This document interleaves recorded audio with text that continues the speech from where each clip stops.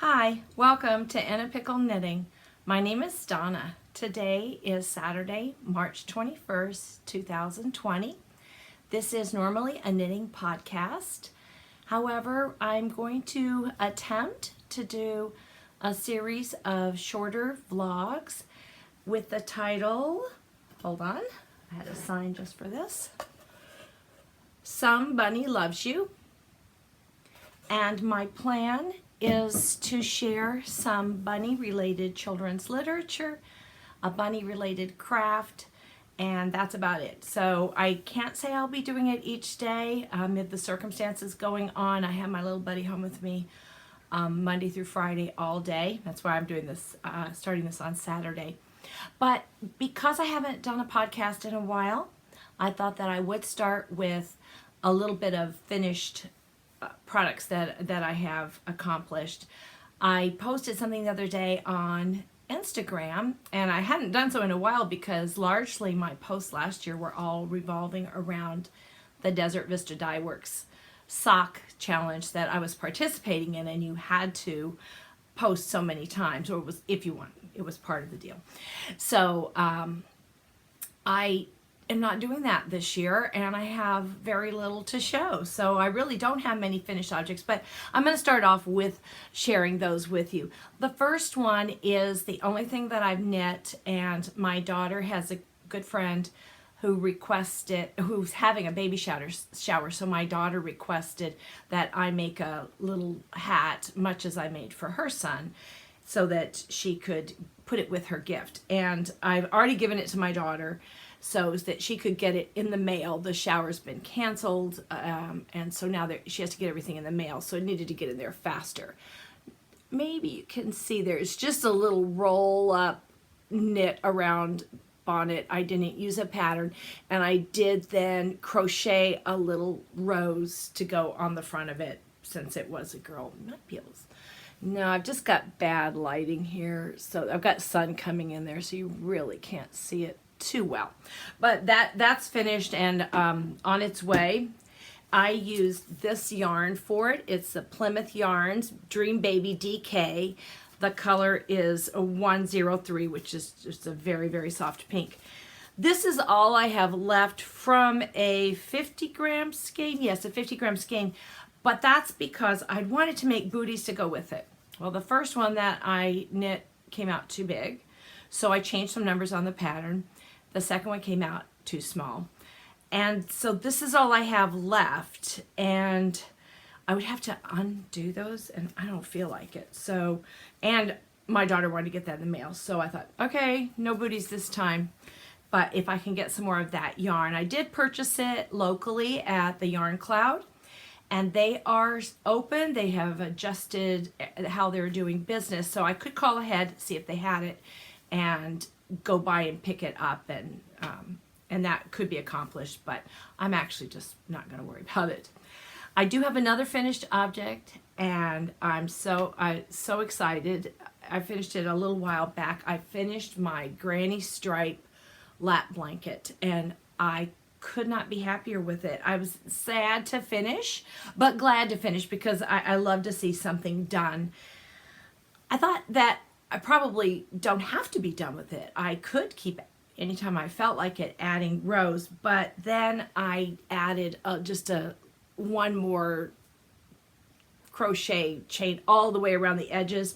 So really I probably am done with it. Though I do have lots more of this yarn, not enough to go around it 2 times, which I wanted to do, but I could add some more rows going just, lengthwise, and then take more of that and finish up around it, but I don't think I will. It's hard to show it all, so maybe what I'll do is fold it in half and just start here. And this was where I started the blanket, from this end, which doesn't matter a bit. Looks just the same either way, front or back.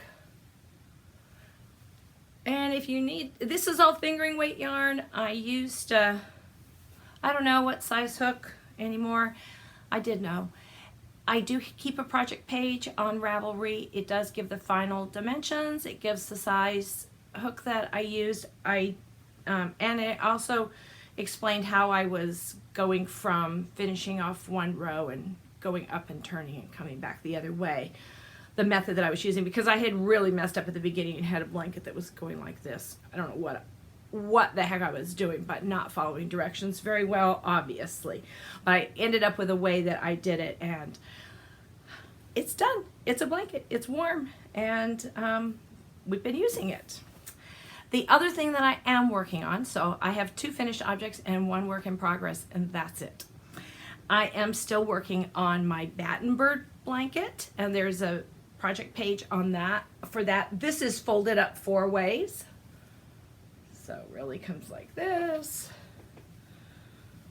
and comes open like this. I'm over 300 something squares. It's 18 squares by 19 squares. Once I got it to, I was keeping it at a square. I kept just, first I had a rectangle, and then I thought, no, I'm going to square it off and just keep making squares, doing a down across the top and down the side to make it get bigger. But once I got to 18 squares wide, I decided that I would start just adding, doing 18 blocks at a time and adding that to either the top or the bottom until it gets the length that I want it, and then I can add strips to the sides until it's a width that seems good.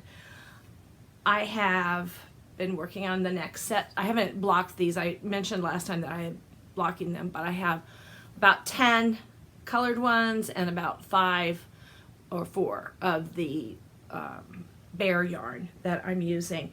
So I'll catch up with these, and then I'll add another row across the top or the bottom of 18. And I don't know what the top or the bottom is, or the right or the left. But I'm very pleased with it. It's, I'm not, there, the author of the pattern shows you and explains a way that you can do a square at a time and just add on as you go. I don't find that very easy for some reason, and also I'm not really wanting to keep it on my lap all the time, that I get warm and then I don't want to work on it. So just making the little squares till they pile up, then I make a strip, and then I attach the long, so by making a strip I attach each of the little squares, I lay it down and see where I want them, pin them together with some little, those plastic, they're made by Clover, little safety pins that you can use for knitting that are, I have some pictures. And then I go across each one using the tail and attach them together, and then I'll take that and attach the strip all with the yarn that's the bear yarn, just going across that way, and then secure all the ends.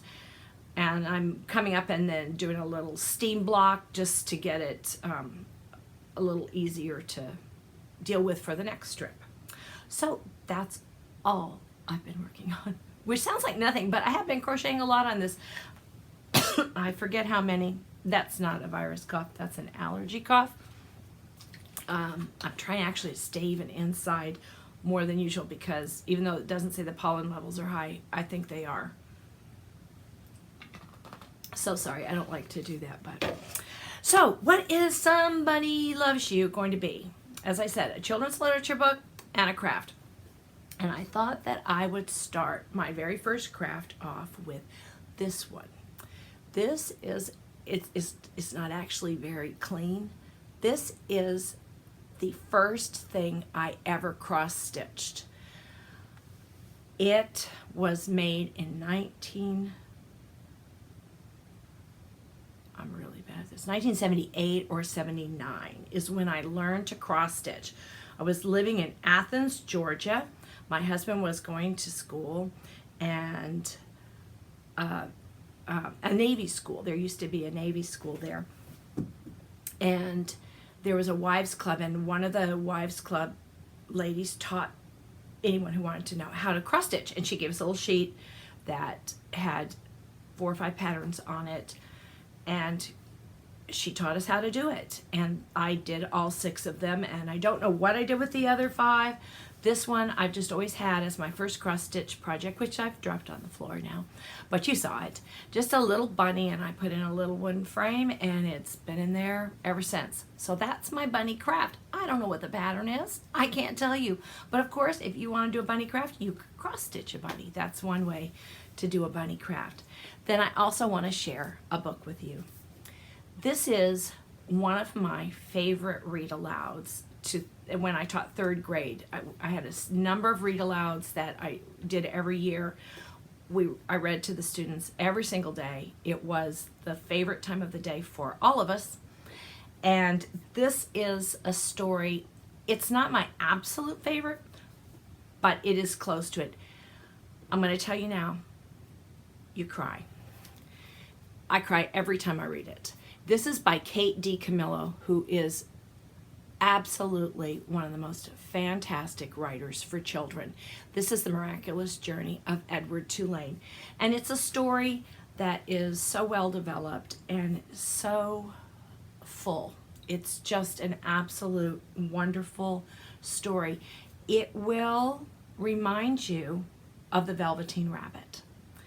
It feels like that, but this is a very, as you can see, this is a long book.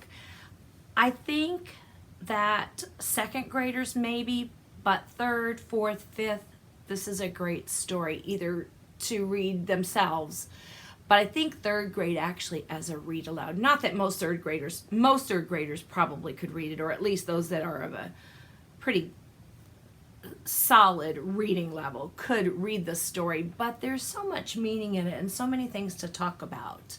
And there is Edward. One of my teammates, this is her favorite book, and she still cries too. It's a wonderful story. I'll just read you the little blip from the back. Once there lived a China rabbit named Edward Tulane. The rabbit couldn't move or speak, but he could watch and listen, and he was very pleased with himself and his owner and his house. And then one day, he was lost.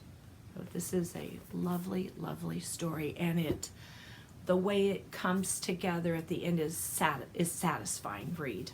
So sad, yes, but a very, very satisfying read.